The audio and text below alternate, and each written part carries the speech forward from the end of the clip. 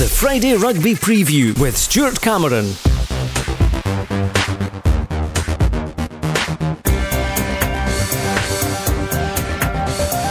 Hello and welcome to the Friday Rugby Preview, your weekly update on all the Borders clubs, including the East League teams from the area. Robin Purdy's joined me again, and as there were no matches last week in the league due to the Scotland-Portugal International, nothing to look back on, but we will refresh your memory as to how the leagues stand at the moment. And if we have a look at the Premiership, Ayr at the top, 50 points, which is the maximum you can possibly get in 10 games, so they're at the top. Heriot's in second with 45, Watsonians have 39, Currie 32, then it's Melrose with 30, and a bit of a gap, 6 points to Hawick in 6th, Selkirk in 7th, both on 24, and also on 24, Glasgow Hawks. Edinburgh is dropping to 9th with 21, and then the bottom three, and remember 3 go down in the Premiership, it's Marr with 15 points, Musselburgh 12, and sadly from a Borders perspective, Kelso at the bottom with 11, so that's where we are at the moment in the table. Yes, it's had a similar look to it for a few weeks now.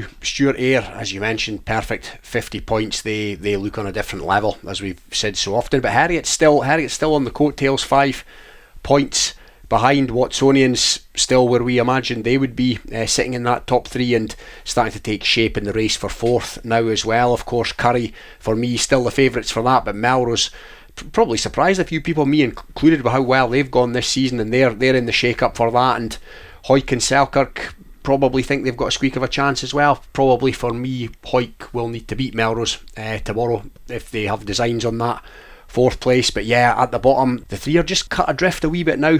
Stuart, like as you say, shame to see Kelso propping up the table. Musselburgh just above them, Marr, and then a bit of daylight to Edinburgh Accies, and yeah, big old game between Marr and Edinburgh Accies tomorrow, and that'll go a long way to determining who finishes where as well. But yeah, Kelso need to pick up some points from someone, and they need them quick. More details on the Premiership shortly. In the National 1 table at the moment, GHA also unbeaten, 10 out of 10, but they haven't had all try bonuses, only 7 out of the 10, so they're on 47 points, and that means their big victory against Stirling County puts Stirling County in second spot, but only 1 point behind now because they've had try bonuses in every single one of their games so far. Glasgow Accies in third on 37, Jed-Forest in fourth on 28, Gala 5th 26, Biggar 6th 24, Highland 7th 23, and that means of course with the 3 going down, Peebles are now in the relegation zone in 8th spot, they're on 20, Boroughmuir have 16 and Dundee 11, even though 7 of them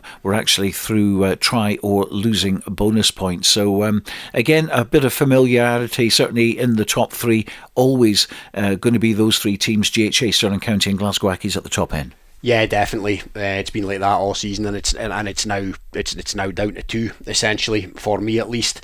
Seems a ridiculous thing to say when GHA have won all their games in the period that I'm referring to, but results have gone Stirling's way in the last few weeks because GHA haven't picked up try bonuses all the time. So Stirling 1 point behind now, hot on the heels. It's going to come down, I would imagine, to that game in a few weeks at Bridgehall between the two. But yeah, sort of taking shape at the bottom. Highland, great win for them last time out against Gala, and in that kind of middle zone as well, Jed have hit their straps in the last couple of weeks, a couple of big wins at home, and yeah, they now sit pretty now in 4th. National 2, which of course has Berwick involved. Gordonians at the top with 34 points, and they will actually remain at the top this week because they have a 6-point gap, and although their game against Preston Lodge is off, Stuart's Melville, obviously if they play and win, won't quite catch them in second place. Kirkcaldy have 25, Falkirk 23, GHK 23, and then a bit of a gap there, 6 points to Berwick in 6th spot on 17. Lastwade also have 17 in 7th, and Newton Stewart and Preston Lodge propping up the table, 16 and 14 points respectively, and that really is a topsy-turvy table, isn't it? Yeah, every time I look at this division, I look at the table and I think, how is that team there? And how is that team there? Newton Stewart towards the bottom, Lastwade towards the bottom.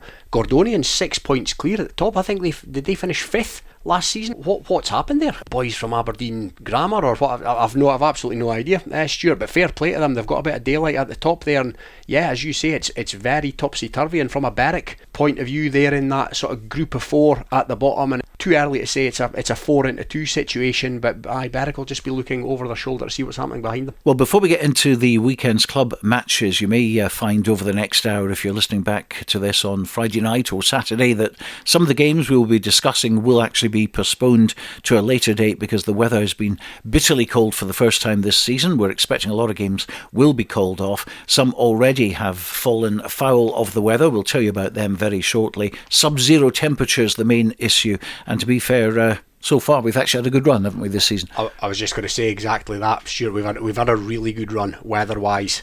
Never been even a whiff of a chance of games being cancelled, etc. And we're nigh on into December, so yeah, we've not had a bad run of it. But I can see there being a few in the, as you say, in the next, the remaining hours of this evening and into tomorrow morning. I think a few games are going to fall by the wayside.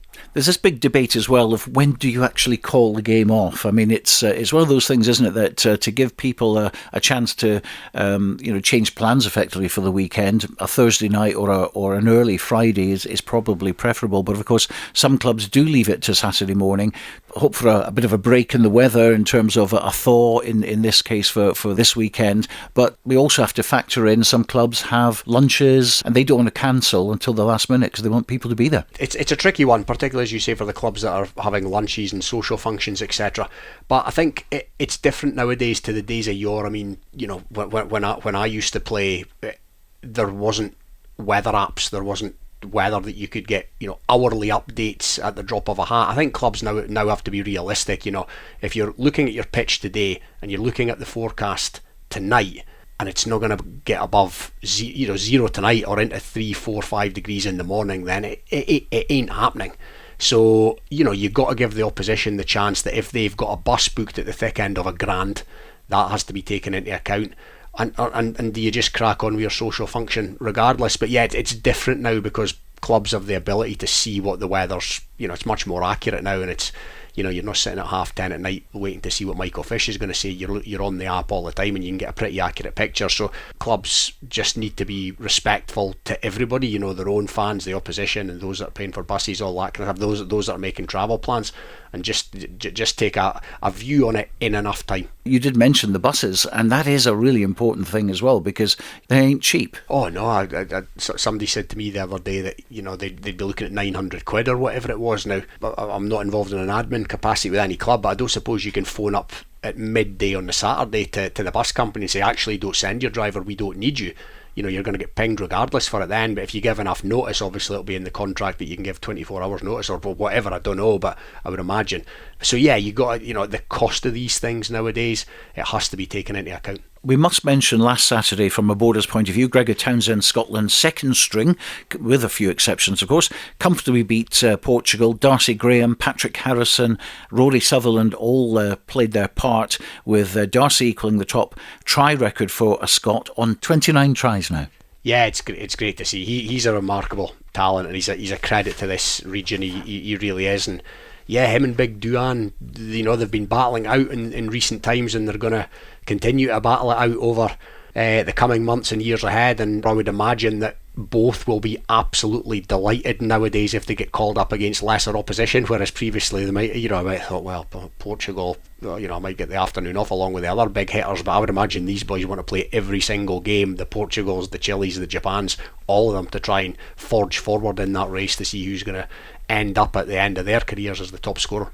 Rory Sutherland getting another cap, of course, and Patrick Harrison starting the game. I was really pleasantly surprised to see that. It's great for Paddy to get his first start and at Murrayfield. Oh, definitely, it's a great honour for the kid, and hey, he's a good player. He's a professional rugby player. And I think that's the thing with playing in Scotland as a professional in Scotland. If you're there or thereabouts in the Edinburgh match day 23 or the Glasgow match day 23, more often than not, then with 36-man squads and internationals and all that kind of stuff and injuries, summer tours, sooner or later you're going to get capped. And yeah, brilliant to see him pick up a cap there, or his run on home start against Portugal. Well, this weekend, 2 Scotland teams are playing. Scotland against Australia on Sunday. Scotland A versus Chile on Saturday. Rugby Radio will be covering the Chile match tomorrow night at 6 o'clock. Exclusive worldwide radio coverage of the game. And that's after we hopefully get to commentate on Heriots versus Ayr, which is a 2 o'clock kick-off, and Hawick versus Melrose at 3 o'clock. A word on Harry Morris now, son of Phil Morris, the Melrose Sevens tournament director, and Melrose and Southern Knights player who could be in line for full international honours in the near future. Good to see him involved with Scotland A. Yeah, and he's been cemented more of a place in recent times because he's been playing rugby ultimately on Saturday afternoons on this side of the border. He's performed really well for Melrose. He's made a massive difference when he's played for Melrose this season, and he's gone well in Edinburgh and all that kind of stuff. And yeah, it's great to see him in. He's an absolute physical specimen. I've heard that he's ridiculously strong, his gym stats, and you don't want to be tackled by him by all accounts. So yeah, great to see him involved in that as well, and that it'll hopefully be another springboard in his career. And of course, the last time Scotland A played was about 10 years ago, I think. We've seen some great fixtures down at Netherdale. Scotland A playing Tonga, the full Tonga team, and also USA as well. So it's great to have it back again, and it's something which obviously the powers that be have decided, we really need an A team again. Oh, definitely, and it's more rugby. Just what we're saying about Harry Morris there. Much more. There are many more Edinburgh A games, Glasgow A games now. They can play in the Prem. There seems to be an onus now. Finally, the penny has dropped that these boys need to be playing some rugby. And if there's 3 or 4 Scotland A games now as well, it's another 3 or 4 times that guys are going to play rugby. It sounds a ridiculous thing to play, but some of them hardly play any rugby. They spend their time holding tackle bags and working out in the gym. So all the more games they can get, the better, and it'll be a tough physical encounter, and that's exactly what some of them are young bucks, and that's exactly what you need. It'll be a big crowd. Great to see it back. Well, let's have a look at the 2 o'clock kickoffs first of all in the Premiership. Currie versus Kelso. Let's get the thoughts of Kelso director Neil Hinnigan. Currie away on Saturday for Kelso. Tough place, Maloney Park to go to. Obviously, looking at conditions and what it could be a fair old battle up there.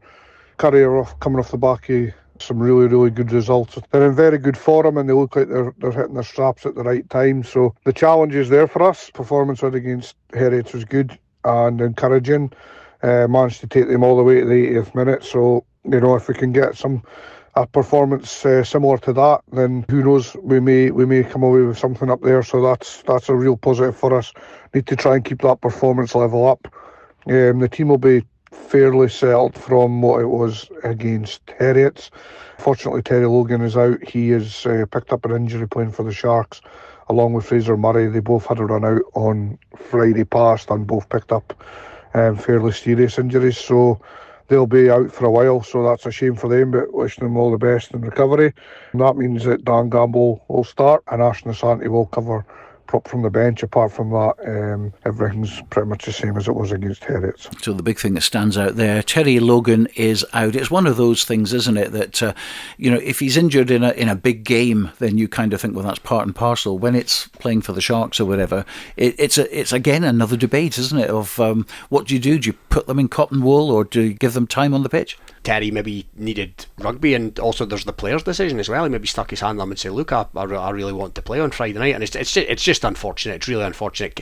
Kelso don't have their troubles to seek at the moment, particularly from an injury perspective, and when you look at your leading lights and the guys that can really stand up and be counted, Terry's one of them, and Kelso are in a wee bit of predicament that they need to find themselves, they need to find a way out of, and that's a blow. There's no two ways about it. Well, we're pretty sure that game is going to go ahead, because even if it doesn't pass its pitch inspection at 2 o'clock at Maloney Park, there is a opportunity and a chance that could be switched for a 4 o'clock kickoff at the Orium, which of course is the big indoor pitch with 3G surface. Yeah, it's good to see that they're thinking out with the box, and they're trying to do whatever they can do to get a game on.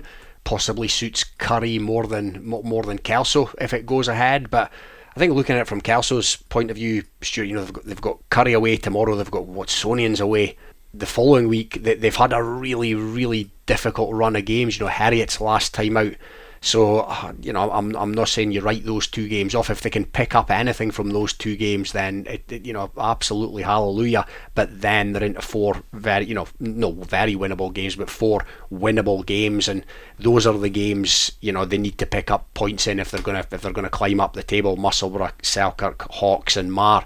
And yeah, the fixtures in the second half of the season sort of fall in Kelso's favour, because the vast majority of teams that that they'll need to beat, they play at home. So yeah, if they can get anything tomorrow at Currie, then even a bonus point, then hallelujah, like I say. And as Selkirk are finding as well, having the big teams in one big block, about 4, can really dent your league position, and it certainly has happened that way for Selkirk. Oh, definitely, but I was just going to, as we come on to Selkirk, I believe, have picked up 5 bonus points in a run of fixtures: Watsonians, Currie, Heriot and Hawick. That's good. That to me is better than good. I think that's exceptional, and I think if you'd offered Sesh and Big Heady and guys like that, that amount of bonus points at the start of that run of games, well, if I was them, I'd have bitten your hand off. And certainly 2 weeks ago, when Kelso got the losing bonus against Heriot, going down 24 points to 17, that was second against bottom club there. They'll be pretty happy with that performance, and of course getting the likes of Grant Shields back as well, Dan Gamble. Yeah, that helps. Definitely the front row stocks. But yeah, that represented a pretty good result for Kelso for me. To come away with anything. I've said it about all teams pretty much all season against the big 3. If they can come away with anything, then it's literally a bonus. They got a bonus, but it is a real bonus. They can take heart from that for me, but they've still got a monumentally difficult couple of weeks coming up. Yeah, and Currie, I think it's 5 in a row they've won now as well, so they're absolutely on fire at the moment. Yeah, they are. It looks like, if any team can trouble the big 3, it's them. Well, we know they can because they beat Watsonians. That looks like Ayre's biggest banana skin tomorrow aside. They go to Heriot's tomorrow, but in terms of playing what you class as club teams, that to me looks Ayre's biggest banana skin. Currie away. Edinburgh Accies versus Marr. Accies have slipped down in recent weeks in 9th position, just above Marr. They do have a 6-point cushion on Marr just below them, but of course a win for Marr, and all of a sudden that margin absolutely slashed. Yeah, it's a really big game for both of these clubs. I seen Accies last time out at Melrose, and I was impressed with them in parts, Stuart, but they were massively architects of their own downfall as well. They scored early, they could have scored again, they carved Melrose a few times, and they just blew so many chances. They got held up over the line a couple of times when they never should. One of them to me looked like he got it down, but they got to score them, and they fumbled it over the line. And there's an argument to say they could have put Melrose away last time out. So they're there or thereabouts. They're a bit like England. They don't look like they need that much tweaking to string a run of results together. And I do see them having too much for Marr tomorrow. But there's been some strange results recently, and Marr will be fighting with everything tomorrow, because things really do look bleak for them if they don't come away with anything. Heriot versus Ayr. This is a Borders rugby programme, of course, but we can't ignore the fact that this is the biggest club game in Scotland probably this season, and one, weather permitting, we'll be covering tomorrow with live commentary. We're all salivating at the thought of this one. If that game is off tomorrow, we might end up at Millennium Park for Currie v Kelso if the pitch is okay. And of course, if both of them are off, we'll be going on air at 2:30 instead of 1:30. So follow us on Twitter, or X as it's called now, at Borders Scores, for updates on games off and on. And of course, that's where to find the latest score lines every Saturday as they happen across the divisions in Scotland. Dale Clancy and Stuart McFarlane lined up for that one, along with Hugh Brown. So Heriot versus Ayr, Golden Acre.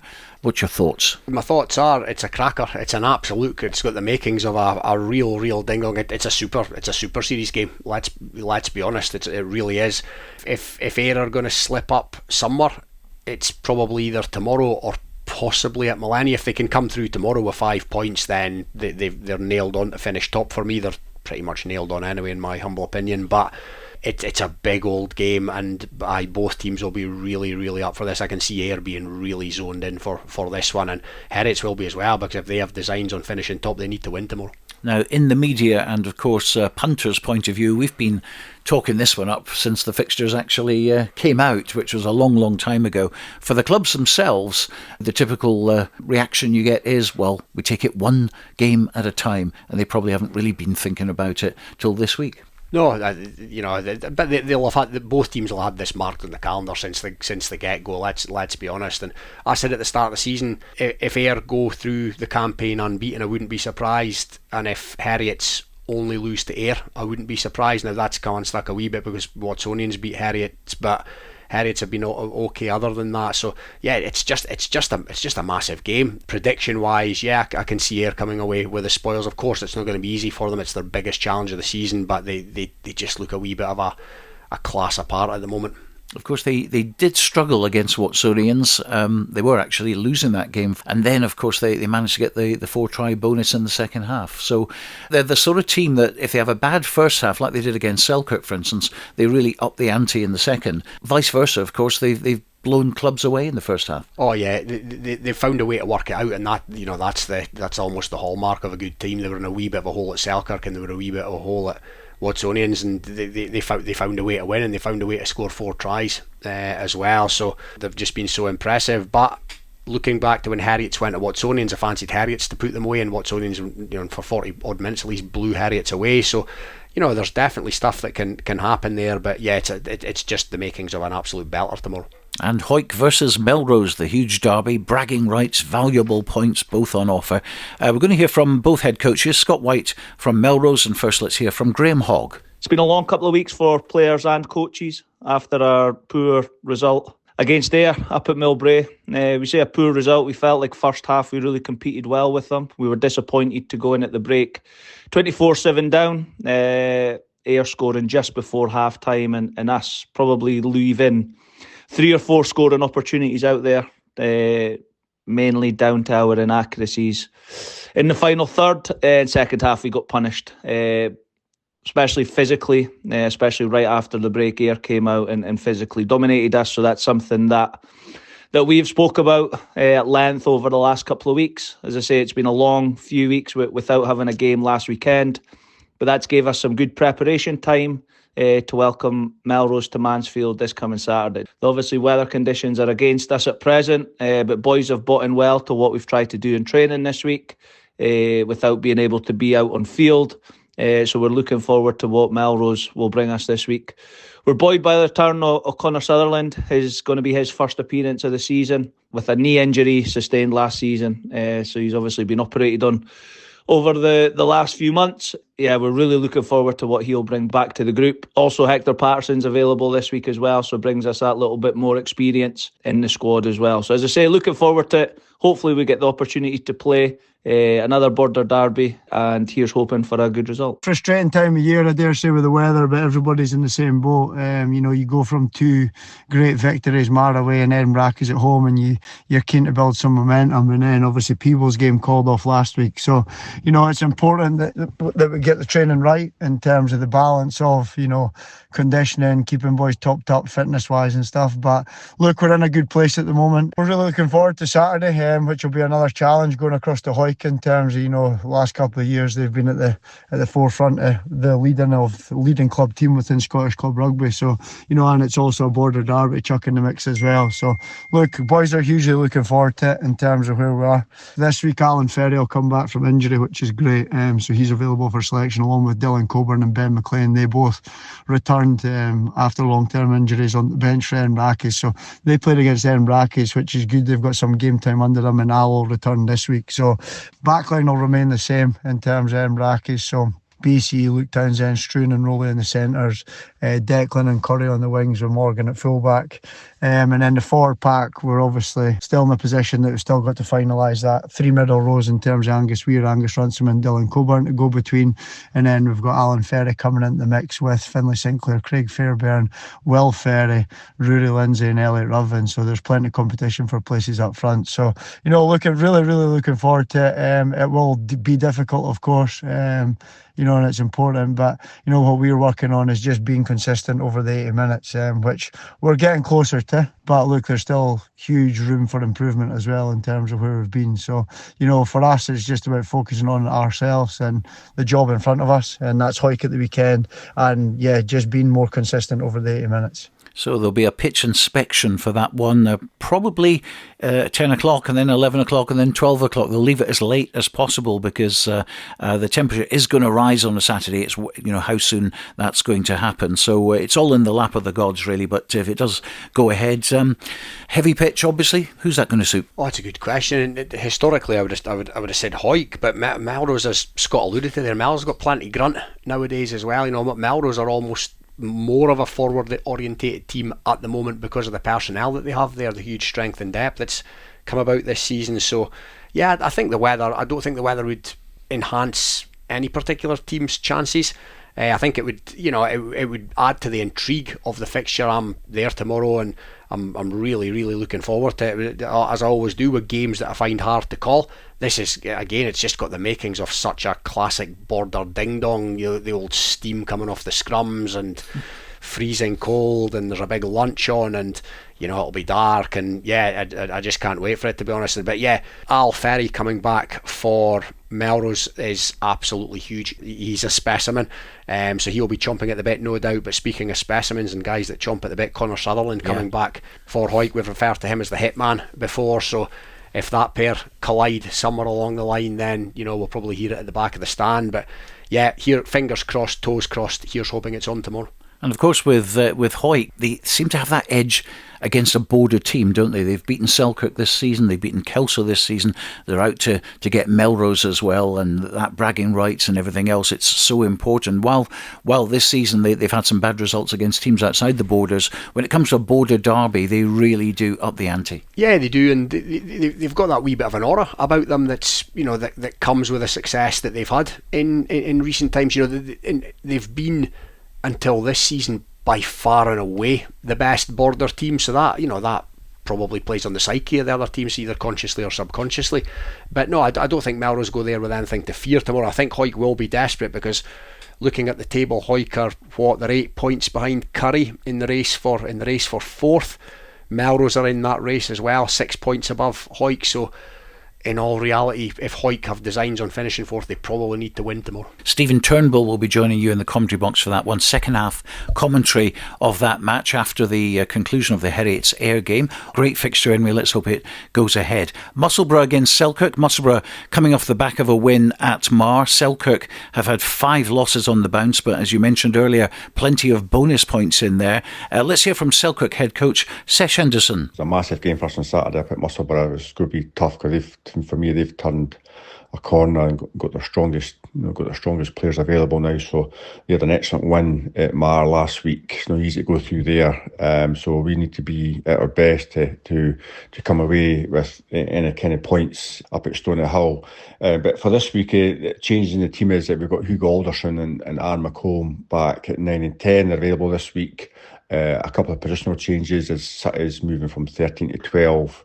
Ben Pickles is now in his favourite position at 13, and Ryan Cotterill is on the wing to complete a back three of him, along with Josh Welsh and Callum Anderson. So pretty much back to strong as a team we can. No changes in the starting forwards as normal.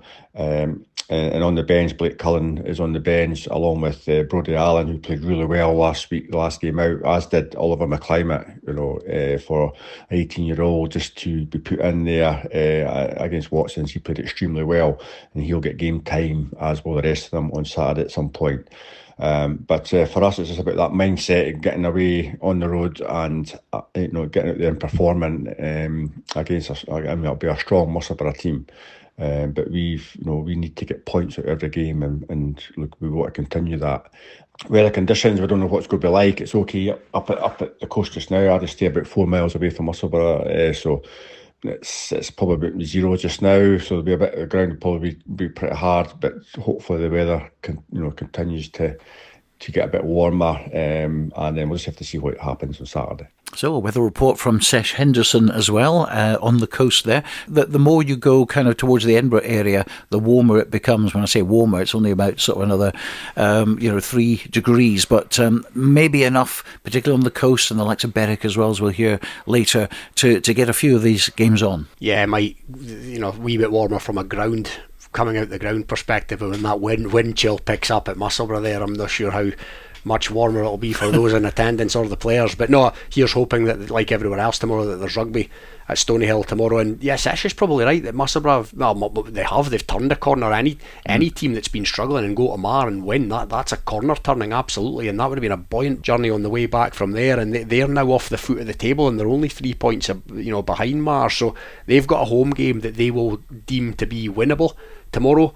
But Sesh also mentioned, the back line for Selkirk, on top of the really strong, cohesive forward unit that they've assembled this season that's been going great guns.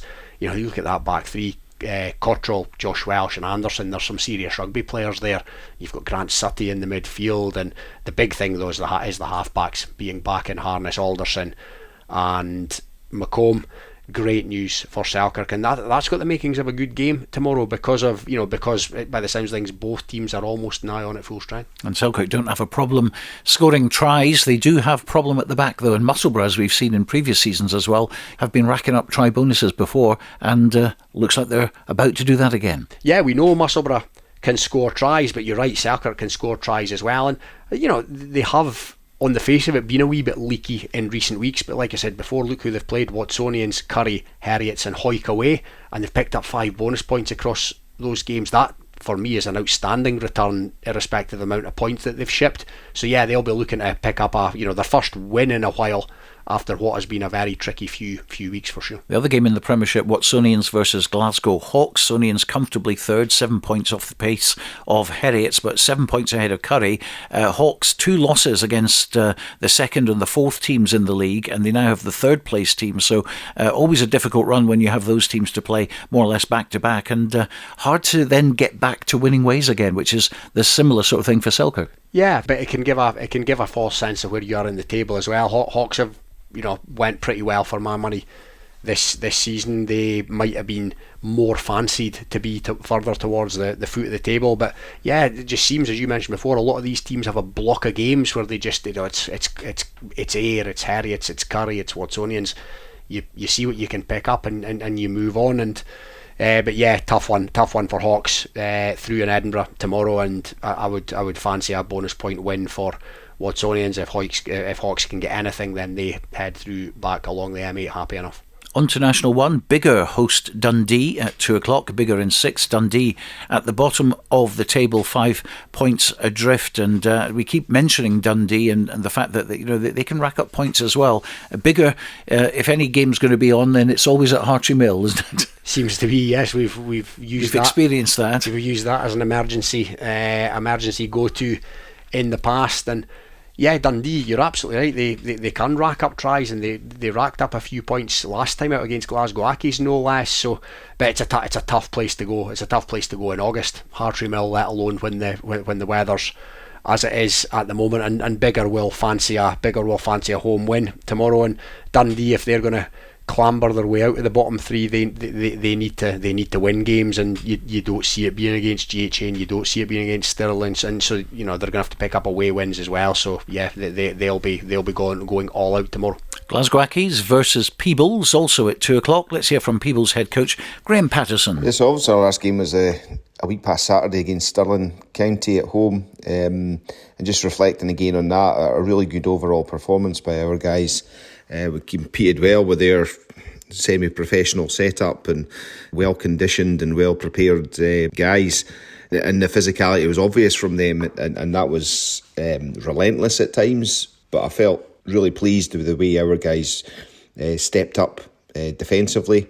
Our stats showed pretty well in terms of tackle count and tackle completions. Sometimes a game it plays off a bit of emotion, and I think we had that edge with regards to them. When things mattered and the emotional side of the game came out, it was us that was playing off that, and we got ourselves to within a really good position in terms of getting to that one score game, 17-10 down, and with momentum, the crowd behind us, and then unfortunately just a lapse straight off that score allows them to stretch that lead and just maintain that gap between us and see out the rest of the game. But listen, I wasn't disappointed with our performance. I thought we played really well, and it's about replicating that and just taking a few more chances as we move on into the next block of games. Obviously we had a week off last week. It gave us a chance to work on a couple of new areas, tighten up on some aspects of our game which maybe haven't been on point, and also give a couple of guys a week or so rest just to get the niggles out of their body. So it was good in that respect. Albeit it would have been great to play Melrose, where it just couldn't happen with the number of changes that were requested in terms of when to play that game. So we just decided it was better to just reschedule it for later in the season. So now we set our focus on the next 4 games, which are massive for us. This lead up to Christmas: Glasgow Accies on Saturday, followed by Biggar at home, Boroughmuir away, and Gala at home to finish off this run of games pre-Christmas. And yeah, we've set ourselves a kind of target internally of what we're looking for, but ultimately we're going out to win all those 4 games, and that will really, really set us up well for that final push into the 2025. And that's what we need. We need to start winning these games in order to secure our place in National 1. Glasgow Accies, they play with a lot of width and a lot of pace. We saw that when we played them before, and having looked at their videos, they've not changed that template throughout the season. They really do stretch sides, and they really do put that ball through the hands quickly and early in order to get to those wider channels. So we need to be able to counter that and be able to come up with some strategies and deliver on those strategies to stop that. One of those would be obviously stopping it at source, so really targeting their set piece, making sure that if they get ball, it's disrupted ball, it's maybe not as quick, so they can't get it there, or we actually steal it. So yeah, they're the sort of main focuses in terms of how to disrupt that, but also we're confident that we can go out and score tries if we deliver on the goals that we've set ourselves. It might be the strategy changes slightly in terms of a lot of teams are going for the corner and going for the tries, whereas it might be a case at this stage of the season, let's just get a win, and then if a bonus point comes from 4 tries, so be it. However, wins are vitally important at this stage of the season, I would argue at the moment, rather than bonus points. In terms of our selection, not a lot of changes. Rue Smith comes in to start at tight head. Lewis Copeland drops to the bench. No William Napier this week. He's got Navy duties down south, so it won't be up. Another change in the pack sees Archie Winnington Ingram get his first start, having really impressed with training over the past couple of weeks, and obviously the interventions he's had off the bench as well. And we feel his skill set and his energy will be key in dealing with the threats that Glasgow Accies will offer. He's a very experienced player, having played at the Premiership with Edinburgh Accies, so will give us that level-headedness, support the decision-making process of the leaders on the park as well. So that's really key in those areas. Backs are as previously selected in the last game, so we've got a settled side in terms of the backs, and it's just getting those balls to those guys that are the real threats at the right time is what we're looking for. Again, guys like Rory McAfee, the whole back three, Buster Davidson and David Collins, they're real threats when they get the opportunities to get the ball in their hands and take on their opposition. Bench-wise, John Napier fills in for his brother. Rowan McKeever gets a spot as one of the other replacement forwards, with Cree Britty Steer the replacement back. So again, it's a fairly settled side, some real impact from the bench, a strong starting side which we're hoping will set the tone for the game and set off this next block of 4 games really well up in Glasgow. Graeme, Paterson, always great to hear his insight, and it's certainly the amount of detail that he puts into that is always an eye-opener, I have to say. Peebles, though, we can't disguise it, they're in the relegation zone. Yeah, they are, and it's going to be interesting to see how that zone pans out over the coming weeks, because it is pretty tight. Biggar are there or thereabouts. Biggar within 4 points of Peebles. Gala now are only within 6 points of Peebles, and Jed are only within 8. So there's a lot of rugby to be played. So I think Graeme mentioned about the 4 games coming up. I look at the next 6 games and I see Glasgow Accies away. For me, if I'm being honest, if you come away with anything, that's a good result. Then there's 4 huge games: Biggar, Boroughmuir, Gala and Highland, the season-defining run of fixtures probably, and then GHA at home as well. Take anything from that, again, it's a bonus. So yeah, big 6 games coming up. Wouldn't be too despondent if I came away with nothing from Glasgow Accies, but I'd be looking at the 4 games thereafter and thinking, right, let's really, really go for these. Boroughmuir against Jed-Forest is next. 3 o'clock kick-off at Meggetland. Let's hear from head coach of Jed, and that's Stuart Johnson. Weather dependent. We've got a trip up to Meggetland for a tough fixture. They've been putting in some decent results recently, and they'll be desperate for a win to try and get themselves out of that relegation battle at the bottom. We need to pick up a result as well to keep us away from that relegation battle. There's not a lot in it between us sitting 4th in the league and second bottom. So we're on the back of 2 wins. We need to try and pick up our first away win of the season as well. So try and go 3 in a row, but also our first away win. Squad should be very settled actually from our good result against Biggar. Logan Kerr comes back into the mix. It's actually good to have a really settled squad going to a fixture on the back of that Biggar game with the same personnel. So hopefully the game goes ahead and we can pick up a result. The first win away from home of the season is what they're targeting. Of course, on the first day of the season they should have had that at Biggar. They had the game in their hands. Yeah, and it never came off, but you can't head into a game in better fettle than on the back of 2 50-point victories, I don't suppose. And Jed have really catapulted themselves up the table with those 2 victories, and really, really good victories in games that one of them, I wouldn't have Jed down for a win, and the other one are a class as a banana skin. So they've came through those with flying colours. Boroughmuir, tough away fixture. Now they are better than they were. But from Jed's perspective, Boroughmuir away, Gala at home next week, and Gala have been fairly woeful on the road, unfortunately for them. All of a sudden, if Jed can pick up a couple of wins from those 2 games, which they're capable of doing, they're safe. Gala versus GHA. Last time out, Highland hammered Gala 54-19. They were up 54-0 as well before the Maroons nearly got a 4-try bonus. But let's hear from Gala Director of Rugby, Ewen Swinton. Our trip to Highland last weekend did not go well. Not as well as we'd hoped, not as well as it should have done. We have to put our hands up collectively as a club and say that we just got a lot of things wrong. The players on the day are very honest about things. They started the game the first couple of minutes with a fair degree of determination. It seemed as if they had got off the bus okay. But really, in truth, they were attacking with determination but no cutting edge. And within about 5 minutes, Highland found a way through the middle. The tackling was weak, just got to be honest about that.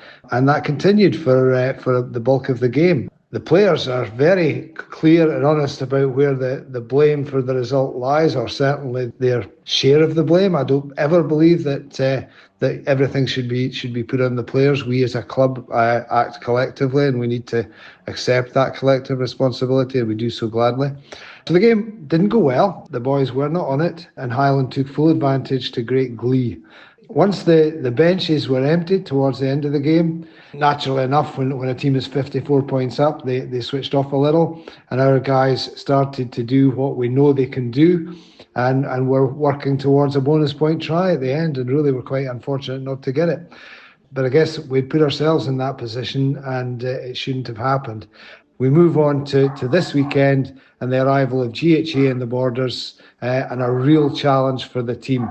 The good news is that virtually all of our injury worries have evaporated, and we now have pretty much a full squad to select from. So the likes of Callum Pate and Angus Dunn and their tackling skills will be featuring again this weekend, and that's great news for us. We need to attack GHA. We need to attack them in the tight channels. We need to attack their forwards. We need to close up their backs, who ran freely against us last time. And the boys know that. They know exactly what they need to go after on Saturday. And they'll go after it with a vim and a vigour that Gala always produce at home.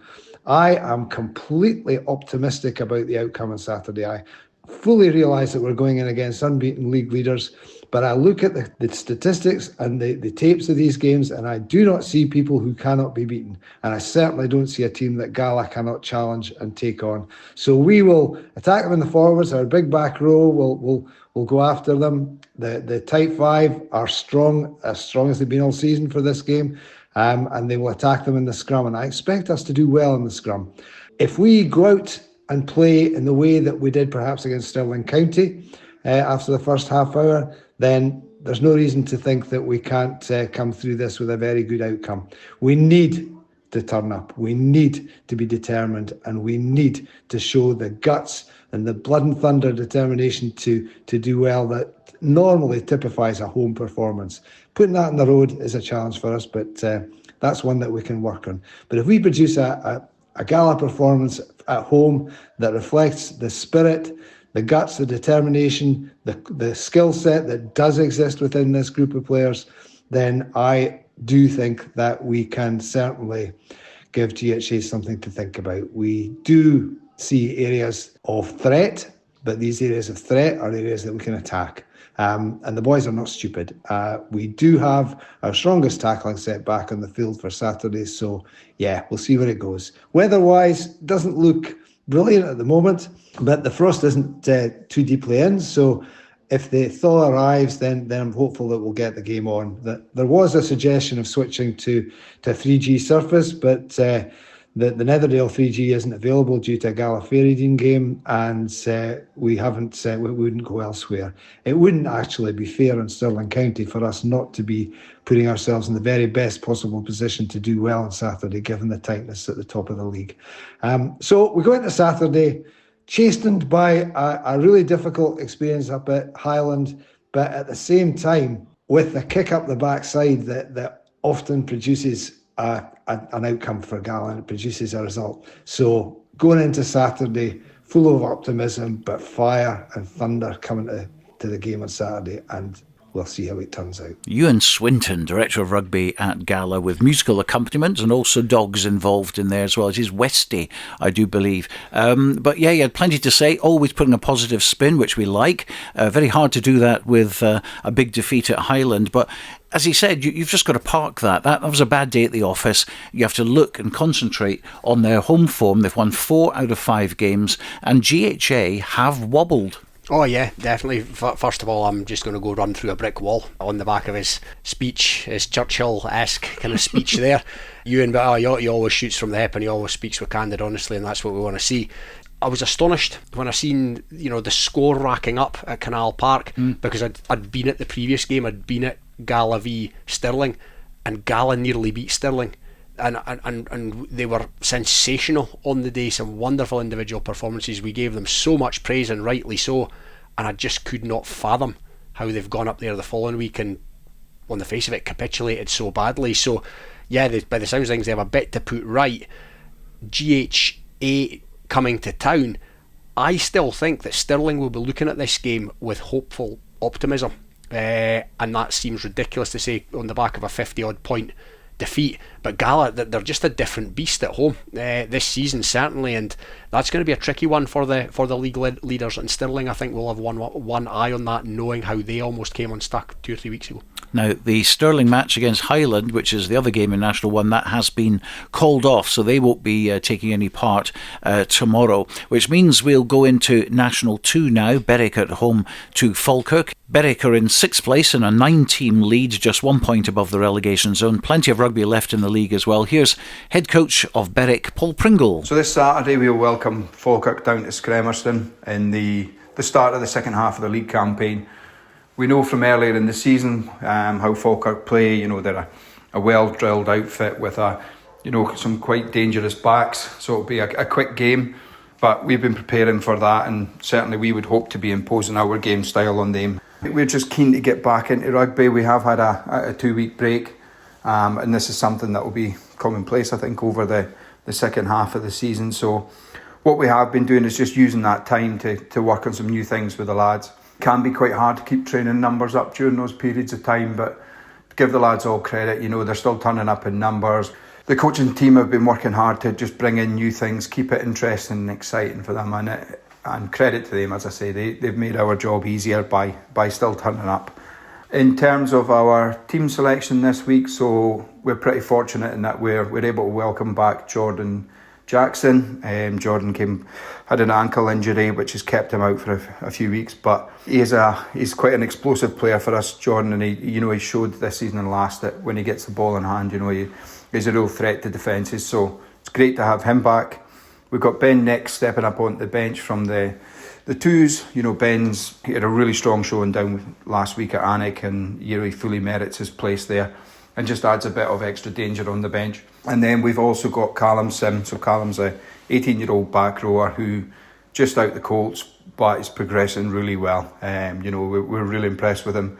He had 25 minutes against Kirkcaldy for his debut and didn't look out of place. So it's just a continual development with Callum. Obviously, we'll need to manage it to make sure he's getting enough game time, etc. So it'll just be a case of working between the ones and the twos and making sure that he continues to develop. It's good to have him there. I think the most important boost for us really is getting club captain Ali Greaves back available this week. So that's a huge boost for us with Ali's experience and just, kind of playing sense in there. So Ali's actually been off the last couple of weeks. Congratulations to Ali and his wife Lauren. They had a baby boy. So yeah, he's had a couple of weeks off. We're hoping that's him nice and batteries recharged and not too many sleepless nights. But we'll get him back in, and that's a fantastic boost. So the only kind of thing we're keeping an eye on is just obviously the weather that everybody's facing. Screm's that little bit colder, I think, than most places, but Elliot Gray, our groundsman's done a fantastic job with the pitches. So, there's plenty of grass on there. We're not expecting the cold snap to put the match at threat, but we'll keep an eye on that. We're certainly planning for it to go ahead. And all things being well, we'd like to get the second half kicked off with a win at home. Paul Pringle, Berwick head coach. They've got Falkirk at home. Yeah, it's one they'll be looking to win. It's a home game. Scremerston and Berwick will always look to win their home games. They are, they're towards the foot of the table. There's 6 points of daylight between themselves and GHK above them. 2 go down from this. So yeah, I think for Berwick it's all about the home games. After this week, I think it's Stewmel away. Then they've got PL at home. Then Last Wade away. They can get something at Last Wade. Then Newton Stewart at home. There's potential ups and downs there, and I think for Berwick it's a case of winning the home games and where better to start than Falkirk at home tomorrow. But it's not going to be easy. Of course, Falkirk, we know from the Inter-District Championship last season, have some good players.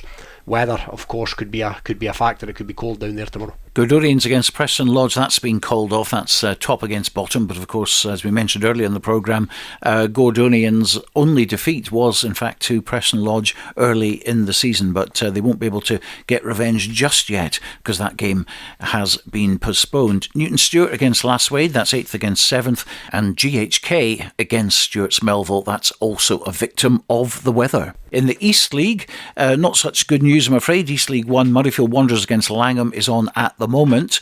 East League 2, Royal High versus Hawick Harlequins is off. In East League 3, the derby between Earlston and Gala IM, that is off as well. And Duns against Edinburgh University Medics also called off.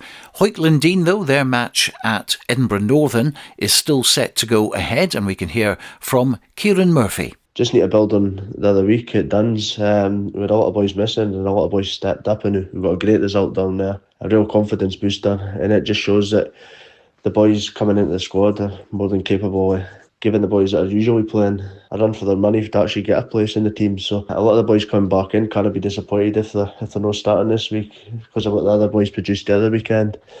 This weekend, Edinburgh Northern, they're a good side, and I think everybody knows they're a better side at home and away. They always kind of find that way, Edinburgh teams, and they've got a tighter pitch and a massive park, so that certainly bodes well compared to our kind of wide pitch and being more a running side. So it should be a tough game, and let's hope it's on. Well, Robin, I wonder how many games we've spoken about today are actually going to take place.